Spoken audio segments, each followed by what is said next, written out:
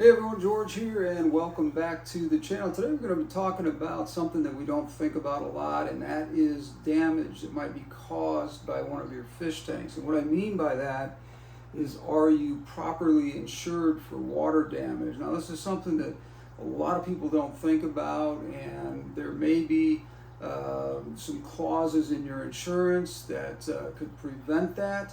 So you might want to take a look at that, or call your insurance agent and verify whether or not you are covered by water damage. Now, from my experience, what I am seeing from what I read on most policies and that sort of thing is that the coverage is in there under water damage, and it may have some clauses as to what that water damage is caused by. If it's caused by something that was catastrophic, that wasn't your fault. In other words, something just gave way, like a water heater, fish tank, water bed, all different kinds of different things that possibly you could get water damage from.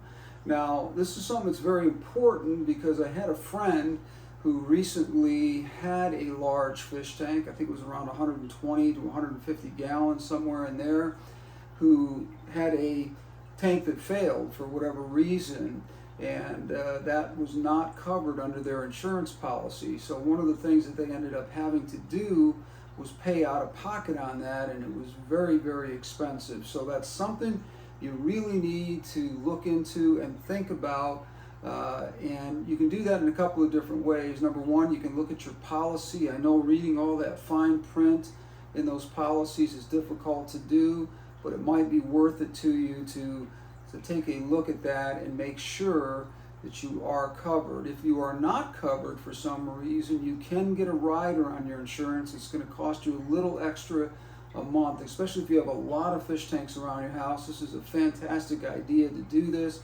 A couple of different people who I've talked to, it can be anywhere from $10 up to $20, anywhere in between there, a month. And that would cover you for any catastrophic damage that might occur from a failure of a tank. Now, I don't worry too much about this because most of the tanks that I have are expensive, high-end tanks, and the chances of failure on them are pretty slim, but it can happen. I mean, it's really comes down to production on these things, and if there's a weak spot somewhere in the tank, that can happen. Now, the other thing that can happen is if you have small children and they're in their 2s and 3s, they like to throw things. It'd be real easy for them to throw something at a fish tank and cause it to fail that way. Now, that's not going to be covered by your insurance. So that's one of those things that you would have to get extra insurance for, and that would be the same as that extra rider that I was talking about, that's anywhere from $10 to $20 a month. And that would cover that, but you have to be very specific about that and tell them what you're trying to cover it for. That way the language in the final product that you receive is very specific, that no matter what happens to the fish tank, whether it is man-made problem that was caused by, like I said, a child throwing something at it, or you breaking it somehow, some other way, or if it was something that just happened, it was catastrophic and just there was a failure of the product itself.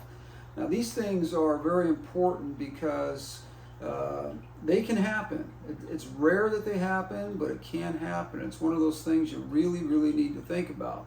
Now, the other part of this is you got to remember that all of the contents of your tank, if you have some very expensive fish, say you have a saltwater tank and you've got saltwater fish in there, or you have corals and those kinds of things, and they are killed or destroyed because of an event that happened maybe when you weren't at home and you weren't able to get to these things and get them into another tank or get them into buckets with salt water in them.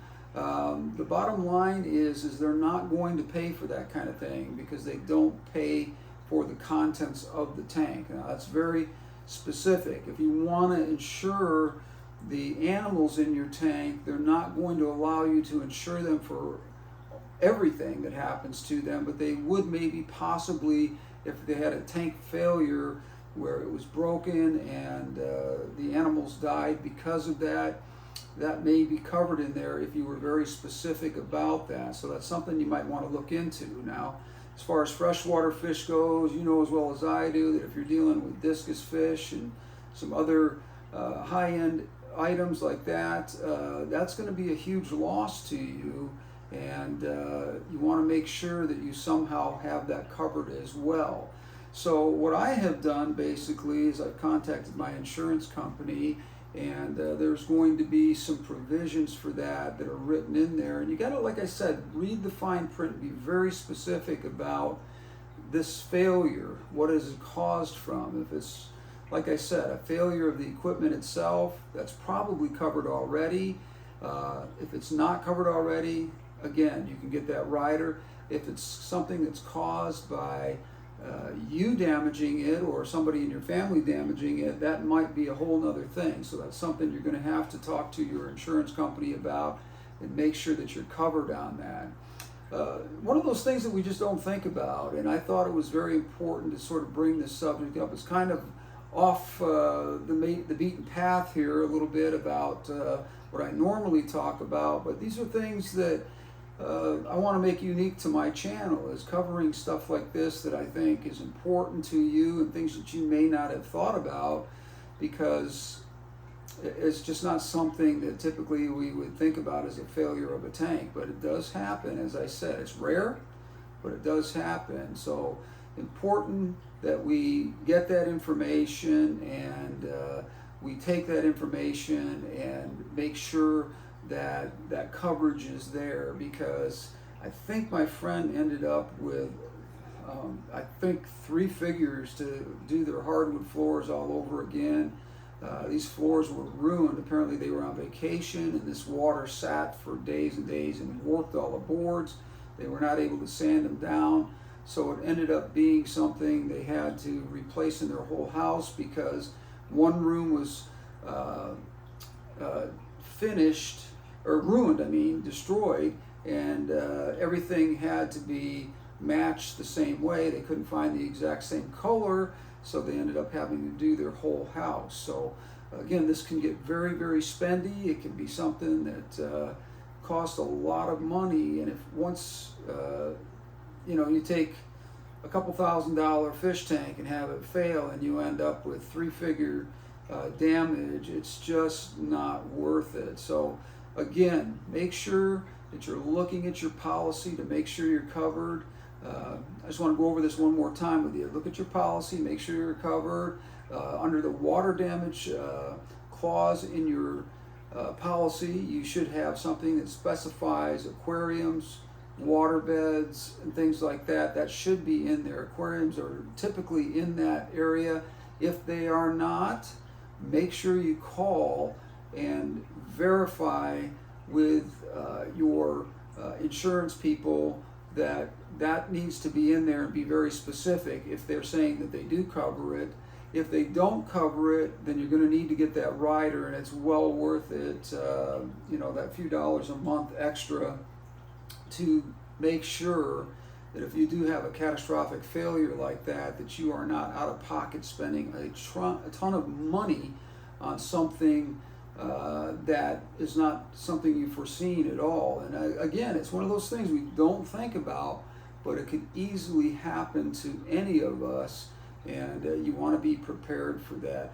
Thank you for joining me today. I appreciate the opportunity to talk to you about this. I also wanted to thank everybody for the video that I put out before this that was asking people to subscribe to the channel and to help me to pay for it.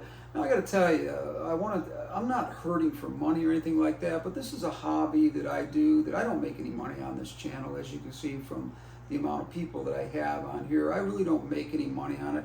I make enough to cover some of the expenses on my tanks and so forth, but I don't make any tremendous amount of money on this at all. If I break even, usually I'm taking and feeding it money every month, and it's something I don't mind doing because it's a hobby.